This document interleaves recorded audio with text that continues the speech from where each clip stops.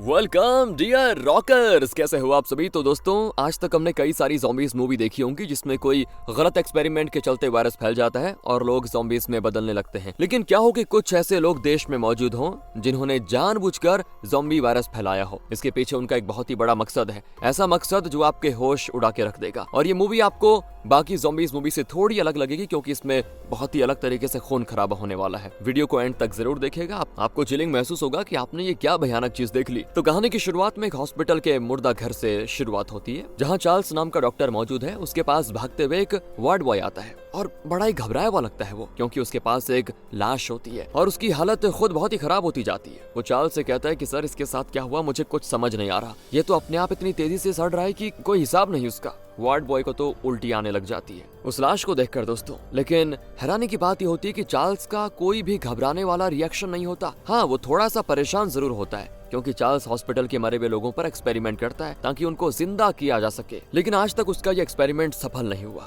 हर बार try करने के बाद लाश के साथ कुछ न कुछ अजीब हो जाता है। कुछ तो जल्दी सड़ने लग जाती है और कुछ के साथ बहुत ही अजीब घटना हो जाती है। लेकिन फिर भी वो ये एक्सपेरिमेंट करने से पीछे नहीं हट रहा। उसका कहना है कि जब तक मेरा एक्सपेरिमेंट सफल नहीं हो जाता, सुकून से नहीं बैठूंगा। इसलिए वो बार बार ट्राई करने की कोशिश करता है कि इस बार सफल हो जाऊं, इस बार सफल हो जाऊं। लेकिन आज भी उसका ये एक्सपेरिमेंट पास नहीं हुआ। इसीलिए वो टेंशन में था कि कोई फायदा नहीं हुआ यार, इस बार कभी एक्सपेरिमेंट फेल हो गया। इसीलिए वो उदास होकर चला जाता है। अब उसके जाने के बाद वो वार्ड बॉय वहाँ की सफाई करने लगता है ताकि जल्दी जल्दी अपना काम करके घर जा सके। लेकिन दोस्तों, तभी जो लाश वो चार्ल्स के पास लेकर आया था ना, उसमें से हलचल की आवाज उसको सुनाई देती है और उसको समझ नहीं आता कि मरे हुए इंसान के अंदर हलचल कैसे हो सकती है। तो वो घबराते हुए उस केबिन को खोल देता है जिसमें लाश रखी हुई थी। पहले तो कुछ नहीं होता, लेकिन अगले ही पल वो लाश जिंदा होकर सीधे वार्ड बॉय पे हमला कर देती है। इतना भयंकर सीन होता है ना ये कि आपको मतलब क्या बोलूं, क्योंकि वो लाश पहले तो वार्ड बॉय की गर्दन को नोच कर खा जाता है। उसके बाद धीरे धीरे गर्दन से होते होते पूरे के पूरे वार्ड बॉय को केबिन में लाकर निगल जाता है। मतलब साफ था दोस्तों, चार्ल्स का एक्सपेरिमेंट काम कर गया, लेकिन जिस तरह उसने सोचा था वैसा नहीं। लाश जिंदा तो हुई पर नॉर्मल इंसान की तरह नहीं, बल्कि एक खतरनाक ज़ॉम्बी की तरह। और अब इस एक्सपेरिमेंट का असर पूरे शहर में पड़ने वाला है, क्योंकि एक्सपेरिमेंट के चलते शहर में एक बहुत ही बड़ा ज़ॉम्बी आउटब्रेक होने वाला है। आइए अगले सीन में हम एक स्कूल को देखते हैं जहां सारे बच्चे बैल बजने के इंतजार में होते हैं ताकि क्लास में जा सके। वहीं पर टिम और मार्टी नाम के दो दोस्त भी मौजूद होते हैं जो आपस में ही बातें कर रहे होते हैं। और तभी वहां से दो सुंदर लड़कियां गुजरती हैं, जिनको देखकर टिम उन पे लाइन मारने की कोशिश करता है, पर वो लड़कियां उसको इग्नोर करके आगे बढ़ जाती है। बात तो नहीं बनी, लेकिन उन लड़कियों का बॉयफ्रेंड जेम्स जरूर वहां आ जाता है, जो कि पूरे स्कूल का सबसे बदमाश बच्चा है दोस्तों। वो स्कूल पढ़ने नहीं बल्कि मस्ती करने आता है। बाकी स्टूडेंट्स उससे डरते हैं कि कहीं उसका दिमाग फिरा तो वो किसी को पकड़कर बुरी तरह पीट न डाले। अब जेम्स टिम को धमकाते हुए कहता है कि क्यों बे, तुझे कोई दूसरी लड़की नहीं मिली क्या जो मेरी बंदी पे लाइन मार रहा है? बताऊं क्या तुझको, कैसे पटाते हैं लड़की को, बताऊं? और ये सुनकर टिम तो घबरा जाता है, लेकिन मार्टिन थोड़ा गुस्से वाला बंदा था, उसे किसी से डर नहीं लगता। वो मजाक के मूड में जेम्स से कहता है कि देख भाई, टिम को नहीं पता था कि वो तेरी बंदी है, उससे गलती हो गई, इसीलिए ये मामला यहीं पे खत्म कर दे। और दोस्तों, ये मार्टिन है ना, ये जल्दी से किसी से पंगा तो नहीं लेता, लेकिन जब लेता है तो रुकता नहीं। इसीलिए जेम्स बात को और ना बढ़ाते हुए वहां से चला जाता है। इसके बाद तो सारे बच्चे क्लास में आ जाते हैं जहां टीचर सभी को मस्त पढ़ा रहे होते हैं। लेकिन हम देख पाते हैं कि सारे बच्चे को पढ़ने में ध्यान होता ही नहीं, लेकिन एक बच्चा दोस्तों बड़ी अजीब हरकतें कर रहा होता है। अब इससे पहले कि कोई कुछ सोच समझ पाता, देखते ही देखते वो ज़ॉम्बी में बदल जाता है और ज़ॉम्बी में बदलकर सीधे टीचर को काट देता है। क्लास में बिल्कुल अफरा तफरी मच जाती है कि ये क्या हो गया। जल्दी जल्दी सभी उस टीचर को वहां से लेके जाते हैं, क्योंकि बाकियों को तो लग रहा था कि बच्चा नशे में है और सिर्फ दांत काट रहा है, पर किसी को नहीं पता था वो इन्फेक्टेड है ज़ॉम्बी वायरस से। अब वो स्टूडेंट मार्टिन को भी देखकर उसकी ओर बढ़ने लग जाता है ताकि उसे काट सके, पर मार्टिन अपने नकल से ऐसा पंच मारता है कि उसकी गर्दन टूट जाती है, जिससे वो वहीं पे बेहोश। मुद्दा शांत हो चुका था क्योंकि टीचर इतनी जल्दी ज़ॉम्बी नहीं बना, उसको थोड़ा टाइम तो लगेगा, और ये बच्चा भी बेहोश था। तो सभी अपने अपने काम में वापस आ जाते हैं कि बस बात खत्म हो गई। अब क्लास के बाहर आने के बाद मार्टिन और टिम अपने एक और दोस्त क्रिस से आकर मिलते हैं, और ये तीनों बहुत ही जिगरी यार हैं दोस्तों। दो तो सिंगल है, लेकिन क्रिस की गर्लफ्रेंड है, इसीलिए वो आधा टाइम अपने दोस्तों को और आधा अपनी गर्लफ्रेंड को देता है। और पढ़ाई तो दोस्तों दूर की बात, करता ही नहीं कभी। तीनों को ही नहीं पता पढ़ाई क्या होती है। अगले सीन में जब उसी स्कूल का एक बच्चा अपने घर जाता है तो उसको हर तरफ सिर्फ खून ही खून नजर आता है। बेचारा घबरा जाता है कि क्या हो गया। अब वो कुछ सोच समझ पाता, इससे पहले वहाँ उसकी माँ आ जाती है जो कि ज़ॉम्बी बन चुकी थी, और वो बिना किसी हिचकिचाहट के सीधे अपने ही बेटे पे हमला कर देती है और उसे ऐसे नोच नोच कर खा जाती है जैसे जमाने से उसने कुछ खाया ना हो। और ये सीन बहुत ही घिनौना था दोस्तों, देखने वालों का तो खून जम जाए ऐसा। ये चीज इस तरफ इशारा कर रही थी कि शहर के अलग अलग जगहों पर ये ज़ॉम्बी वायरस फैल चुका है और कब कौन किसके सामने ज़ॉम्बी बन जाए कुछ पता नहीं किसी को। दूसरी तरफ क्रिस अपने घर पे आता है और यहाँ पे हमें पता चलता है कि क्रिस चार्ल्स का बेटा है, लेकिन क्रिस को नहीं पता उसका पिता क्या क्या हरकतें करता है, मतलब कौन सा एक्सपेरिमेंट कर रहा है उसका पिता। तो क्रिस अपने पिता से परमिशन लेने के लिए आया हुआ था कि मैं पार्टी में जा रहा हूँ और आने में सुबह हो जाएगी, ये पार्टी सारे बच्चों के बीच होगी स्कूल के। तो चार्ल्स कहता है ठीक है बेटा तुम जा सकते हो। लेकिन जैसे दोस्तों क्रिस वहां से जाता है ना, घर के अंदर एक ज़ॉम्बी घुस आता है जो सीधे करता है हमला चार्ल्स पे। इसके बाद दिखाते हैं क्रिस, टिम और मार्टिन तीनों अपनी गाड़ी में बैठकर पार्टी के लिए निकल जाते हैं। तीनों के चेहरे पे बहुत एक्साइटमेंट दिख रही थी। उन्होंने तो सोच के रखा हुआ था कि आज रात बस मस्ती, म्यूजिक, फुल ऑन धमाका होगा, लेकिन उनको जरा भी अंदाजा नहीं था कि उनका ये एक्साइटमेंट कुछ ही देर में खौफनाक नाइटमेयर में बदलने वाला है, क्योंकि शहर में ज़ॉम्बीज़ हर तरफ फैल चुके हैं। इधर पार्टी में एक के बाद एक करते हुए बच्चों का आना जाना लगा हुआ था और ये पार्टी जेम्स के घर पे होने वाली थी, इसलिए सारे बच्चे जेम्स के घर पे आ जाते हैं। लेकिन एक लड़की थोड़ा लेट पहुंचती है। वो जैसे घर के अंदर जाने वाली होती है तभी वहाँ पे एक या दो नहीं दोस्तों बल्कि हजारों की तादाद में ज़ॉम्बीज़ आ जाते हैं। लड़की तो देखकर घबरा जाती क्योंकि उसको पता भी नहीं था कि ज़ॉम्बीज़ क्या होते हैं और वो सीधे वहाँ से भागने की कोशिश करती है, लेकिन अफसोस की देर हो चुकी थी। ज़ॉम्बीज़ ऐसे उस पे टूट पड़ते हैं जैसे भूखे भेड़िए अपने आसान शिकार पे टूट पड़ते हैं। वो ज़ॉम्बीज़ बुरी तरह उसको नोच नोच कर खा जाते हैं। लड़की के चिल्लाने की आवाज़ घर में पार्टी कर रहे बच्चों को बिल्कुल भी नहीं जाती क्योंकि डीजे फुल ऑन तेज होता है। लेकिन अब ज़ॉम्बीज़ ने घर को चारों तरफ से घेर लिया था। वो बस रास्ता ढूंढ रहे थे अंदर जाने का ताकि उन बच्चों को अपना शिकार बना सके। ये ज़ॉम्बीज़ लोगों को सिर्फ इन्फेक्टेड नहीं करते बल्कि कई लोगों को तो वो इस तरह से खा जाते हैं कि उनकी हड्डियां तक नहीं मिलती,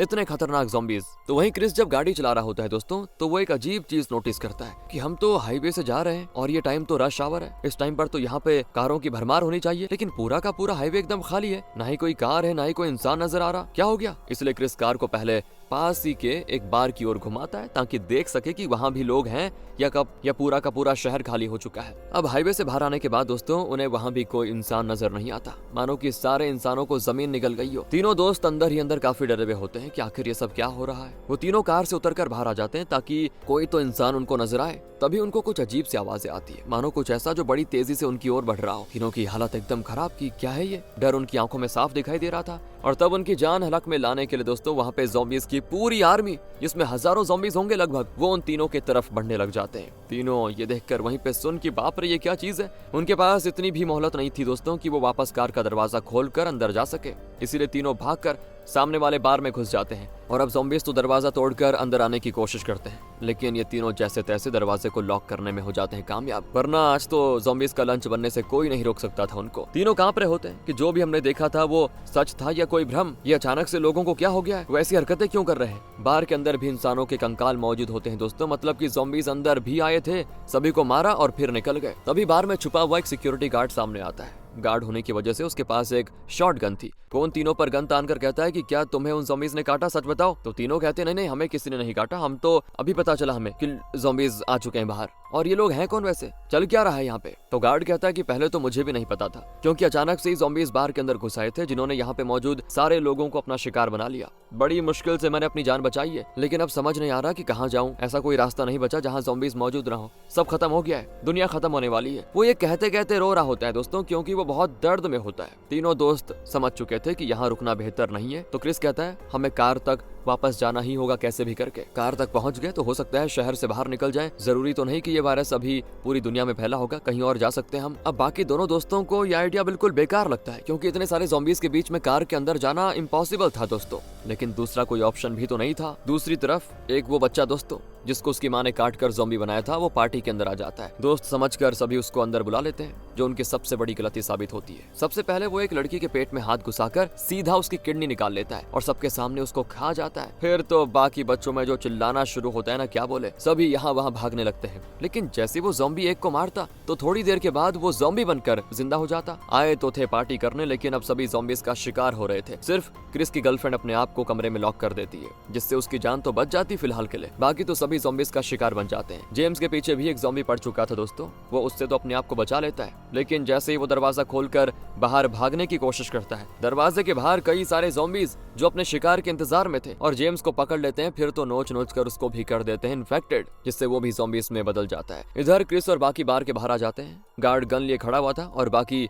चारों तरफ देख रहे होते हैं कि कोई सब कुछ ठीक तो है ना। लेकिन बाहर आने के बाद उन्हें वहाँ एक भी ज़ॉम्बी नजर नहीं आता, मानो सब यहाँ से भाग चुके हों। तब तीनों की जान में जान आती है और कार सामने मौजूद थी, हम आसानी से वहाँ जा सकते हैं। सबके मन में ये विचार आ जाता है। लेकिन जैसे ये लोग एकदम आगे बढ़ते हैं ना, सारे के सारे ज़ॉम्बीज जो बार के साइड में छुपे हुए थे, इतने इंटेलिजेंट, वो एक साथ दमकते हैं। और ये देखकर तो हम इतना तो समझ चुके थे कि ये ज़ॉम्बीज बहुत ही ज्यादा अलग एडवांस्ड हैं दोस्तों। वो सोच सकते हैं और प्लान बना सकते हैं कि अपना शिकार कैसे पकड़ना है। क्रिस और बाकी तुरंत कार की ओर भागते हैं, जहां गार्ड तो सभी को शूट कर रहा होता है, लेकिन ज़ॉम्बीज अब उसको चारों तरफ से घेर लेते हैं। इसीलिए वो अपनी गन क्रिस को दे देता है कि मैं तो मर रहा हूँ, कम से कम तुम तो बाकियों को बचाओ, खुद भी बचो। तो क्रिस तुरंत गन लेकर भाग जाता है कार में। इसके बाद ये तीनों फुल स्पीड में यहाँ से निकल जाते हैं। अब गार्ड तो ज़ॉम्बीज के हाथों मारा जाता है, लेकिन बाकी तीनों यहाँ से भाग चुके थे। क्रिस सबसे पहले अपने घर आता है ताकि अपने पिता को भी अपने साथ लेके जा सके। उसके दोस्त उसको मना भी करते हैं कि भाई अंदर मत जा, सब खत्म हो चुका है, लेकिन क्रिस नहीं सुनता। वो जैसे ही घर के अंदर आता है, हर तरफ सिर्फ खून ही खून नजर आता है और तभी चार्ल्स वहाँ आकर उन पे हमला कर देता है दोस्तों।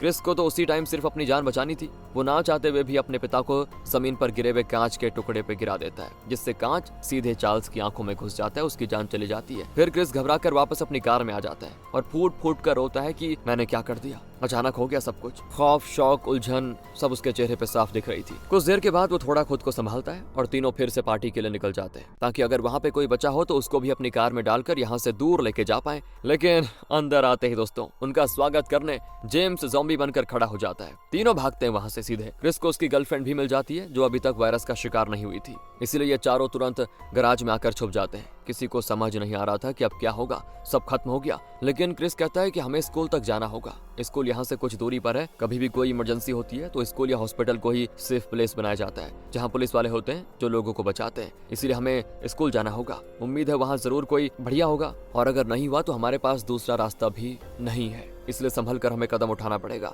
ये देखो काफी हथियार मौजूद है यहाँ पे, सभी एक एक हथियार उठा लो, हथियार लेकर सीधे स्कूल की तरफ जाएंगे, कोई बीच में रुकना नहीं। सुनकर जिसको जो समझ आता वो उस हथियार को उठा लेता। मार्टिन तो चेन से उठा लेता ताकि सामने आने वाले हर ज़ॉम्बी का कचूमर बना दे। तो अब तैयार होकर सभी गैराज के बाहर आ जाते हैं, जहाँ ज़ॉम्बीज उनको चारों तरफ से घेर लेते हैं और ये सीन होता है बहुत ही भयानक। तीनों भाग रहे हैं दोस्तों, उनके पीछे अनगिनत ज़ॉम्बीज की फौज पड़ी हुई है। और तब टिम को एक लड़की पानी में डूबते हुए नजर आती है, जो ज़ॉम्बीज से बच रही थी, इसलिए टिम वहाँ पे आके लड़की को बचा लेता है। लेकिन तभी पानी के अंदर से ज़ॉम्बी बाहर आकर टिम को भी अपना शिकार बना लेता है। वो टिम के पैरों को खा जाता है दोस्तों, और ये देखकर वो लड़की तो भाग जाती है, लेकिन बेचारा टिम अपनी जान गंवा बैठता है। दूसरी तरफ अब बचे हुए तीन दोस्त भागते भागते स्कूल तक पहुंच जाते हैं, लेकिन जैसा क्रिस ने सोचा था वैसा कुछ नहीं होता। स्कूल के अंदर सिर्फ लाशें ही लाशें मौजूद होती है, क्योंकि सभी तो मर चुके हैं और अब ज़ॉम्बी बनकर वापस जिंदा होने वाले हैं सभी के सभी। तभी वहाँ भी उनका पीछा करते करते कई सारे ज़ॉम्बीज पहुंच जाते हैं, इसीलिए ये सारे लोग जल्दी जल्दी भागना शुरू करते हैं। और क्या ही करते, भागकर ये लोग टेरेस पे आ जाते हैं, जहाँ से नीचे का नजारा देखकर अच्छों की रूह कांप जाए दोस्तों, क्योंकि नीचे जमीन तो नजर आ ही नहीं रही थी, सिर्फ ज़ॉम्बीज ही ज़ॉम्बीज थे,